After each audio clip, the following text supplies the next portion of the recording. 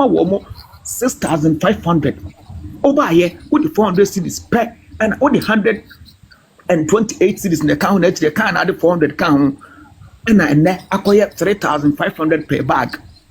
Akuya enum ponu me maame koko awaton ama PBC eno na ya ban company 3 months ni aban ni sika e de ma crash for no etu akuafo no eka Randy Abe Cocoa Board CEO enka asoroboa de wansan ena anya na asem enka ofa ho ben asoroboa akua bridge bu anka noma ofa ho ben ye wake up draw Cocoa Board CEO post any cocoa chaka be pa na da wo mo entem only respect Emma Ghana kuafo na Prez Mahama ni buo Emma Ghana constitution enti national event not Cocoa Board CEO sorry edu America say okoye wake up draw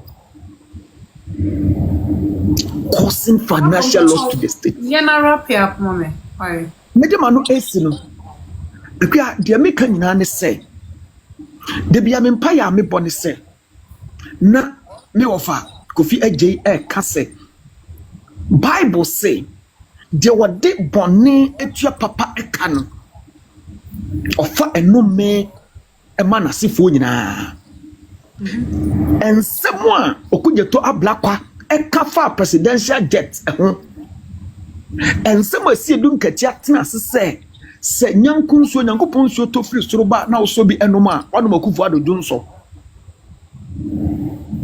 ensemo asamija vi esukot ma eka edefa presidential jet ho ensemo fifi kote ensemo NDC for eka edefa akufu ado presidential jet ho no enne NDC for say Hotira Ghana for enemu teachers a yentua wo mo eka nurses a yentua wo mo eka allowances a hodo obetwa mu nyina chi no NDC for say omo ete $660 million eye Ghana sika no 6 trillion ekoto presidential jets na ku for the NDC for say odware ewom na de Prez Mahama ekoto ne de akua omo hyeda aye chamber bi ewo ho a Lord na Mahama Mami trum kakraka na brofo hema enya ne mensisa okwakobutu honom na mensis no asoni efri soro na abegu Ghana for to sensuo to na mensis no esoni a Ghana ni bia obeso nyankunso no bi anom no onum Lord na Mahama mensis ni moja na wonom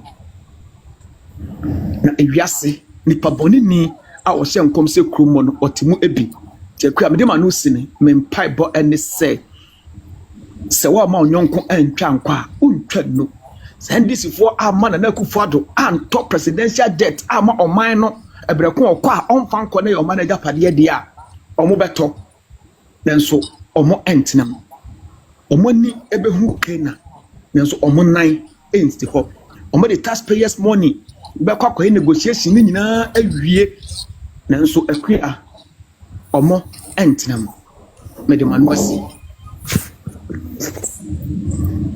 Okay, Chapo, maybe I'll say. Vida. I was so a Peace Court judge, I was so, and now, Ufra Peace Court now we call Supreme Court judge, I was so, Attorney General Nankasa, I was so, Chief Justice Nankasa, I was so, all the security couples, security heads, no, and so I was so, reaching Bia, I was Ohine, or representing Womo, I was so. And selected journalists. Director of Communication, Office of the Special Prosecutor, and a Bekansem way. A Jamaican omu bunu behind the scene, omu bunu Ghana for a chi. And you has a judgment to be judge be a dear someone. And this is for Eddie Kapa Bontin Ebema ruling cry. And sana judge no. I'm a final ruling no. I know monko na kuya I was wo NDC bloggers nyina edasa WhatsApp platforms no ebia enna ye wo serial callers and ye wo NDC social media workers ti sa koya wo bas ya a o twehwe comment o wi a o hwe screen na bosumi bi o mo so dia kwaje 500 Ghana cedis meba Meba, serial callers for so Giacatia. Akia serial callers no omo categorize no. Ya wo mo frɛ radio so NDC a panel member keka say we are ye talk credit ema NDC serial callers on be fra ba ban na baso. Wo mo age 500 cedis every month for credits. And NDC social media workers on Facebook, on TikTok, on YouTube, on Instagram, and X. Baby, obey who comment section be almost ma hijack comment section. Almost musume 500 Ghana cedis. Enti aduma pa NDC mami tuche tawa no kaka na yempo for ya NDC for ya wo mu twambo wo na yemfa mu ntu payroll nti no wo mu buo for mu kasa bebesa na na azade Akuya sanka nye director of communication ya enka hwan pa ne nim se sei I say NDC no a secret society enti WhatsApp platform ko mu create ye na ansa na betimi abaye member kwa no osowe udin se kantam bodua na nyankopon o ha na o maba akubu afu na waba be pa mo entoma enti wo mo na wo be hwa eda asem ne ba bonte pe wo de kohwe kwabena bobie ansa ne kohwe baba Musa Dakwa se Musa Dankwa kohwe ni po Middle East one day say nyame adawroma all my connects are working. So what to say he said Prez Mahama no mako kata. Yeah. Kata. So me say we almost power we kata for nature for tickets for 30 tickets. A whole government couldn't afford. Tio, okay, Willie. A whole Dubai. I don't know how deputy ambassador for Dubai. Obi an check it. Now she get any mumu on no more than I grading. Obi want to mean churron kind. We are joking. One will say Omo Beka say Kata Prince who said the day playing a bro mono. Let me tell you, the government of Ghana, we know I'm telling you because who say Arab for no when they are talking there is an interpreter. You know, that is how I'm saying this, and I'm saying this on authority. Saying this for Jimmy, you be release the transcript in na. Omu Jimmy, and the end neighbor go Ghana anymore as go anymore. So nobody care we. Let me tell you something. Omo could be sa Qatar government. Let's say Qatar government then support to Ghana with 30 tickets because they don't have the money to cover to come. At the end of the year, invitational open oko. It's a Qatar for no share no say 30 tickets and then they cost for no we decide this and then they will send a flight to come for them and take them to Qatar. They should come and tell us I mean like they didn't go and beg for 30 tickets.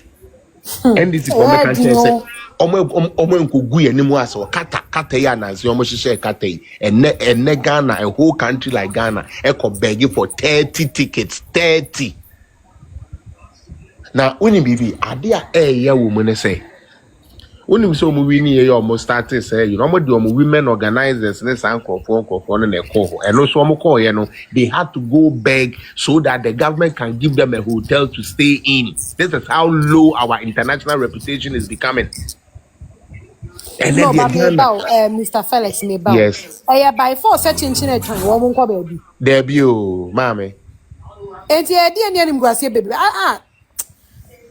Mami to ha meka. Me say enim guase a okuja to ne nkrofo ne digu international na ye kira e man ni bi kro omo de omo ko program no ye ntumi kura nante o omo old women organizer for ne ade a che brofo no kura paper na omo de program na ya hyehya to okura no no ntumi ri no ne so wote no nom de omo de beba bia na no so agi bia no che ye ko didi ho kwa. This is the image they are giving us there. This is the image they are giving us there. Making us look very, very poor and very, very, like just at the time, this is our international reputation. And this is the same country that that produced Shelley Ayoko Boche. And after her tenure as the Ministry of Foreign Affairs, what Ghana, you want to compare two parties and you compare NDC and MPP, what about them? You want to confuse things and tell us NDC and MPP are the same? Are you stupid? A party that cannot even boast after all these years in governance, cannot boast, say, we near their NDC for years, you be there, the buyer. All you care about, let's say, me NDC, even though, say, my party, more number, only. Why? It's my deputy ambassador to Dubai. Ni. Only, on it, one. Ghana, they say, mo standard number from power. Only. Or the way na ekwa na meeting I say. Sa kabasa na ehye no. Ye the way no me ba ni jollof adwuma aba. We no more. Deputy ambassador to Dubai. Oni. So far as okay, no. Ambassador no o level Veranda boys and girls.